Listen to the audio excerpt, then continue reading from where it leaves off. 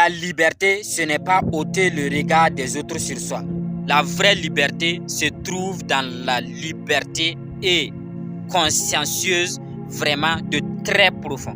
Et quand je dis cela, ceux-là qui pratiquent la méditation savent que lorsque vous êtes en déconnexion totale avec votre corps, lorsque vous sortez de votre corps ancestral, vous verrez vraiment que ce n'est que la matière et l'esprit précède la matière, ou bien c'est la matière qui précède l'esprit. Il fait la chose et la différence des deux choses ici. Il faut savoir que l'homme est composé de plusieurs milliards de cellules. Et chaque être humain est comme une communauté.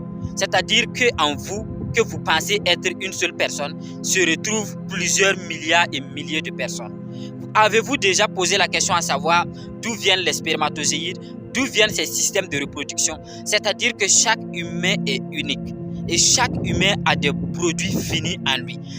L'acte que vous êtes sur le point de vouloir poser, par exemple, contient en elle-même déjà son propre résultat à lui que vous n'êtes pas capable de déterminer. Il faut que vous posez l'action pour maintenant que cette action vous montre les résultats qu'il avait déjà prévus. Je prends un exemple.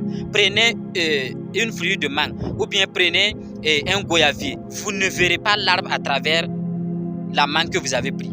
Mais si vous plantez cette graine, de cette graine sortira l'arbre. C'est-à-dire que vous êtes comme une graine venue sur cette terre. Et où l'on vous plante, vous devez pousser et donner les fruits que vous êtes venu comme un arbre pour donner, pour offrir. Donc, c'est-à-dire que vous devez changer également la vie des autres à travers de la manière comment vous vivez, de la manière que vous prenez soin des autres, de la manière que vous pensez à tout l'univers, à toutes ces choses de vraiment bon qui nous entourent. On pense tous les jours à ce qu'on veut, mais personne ne s'est jamais posé la question à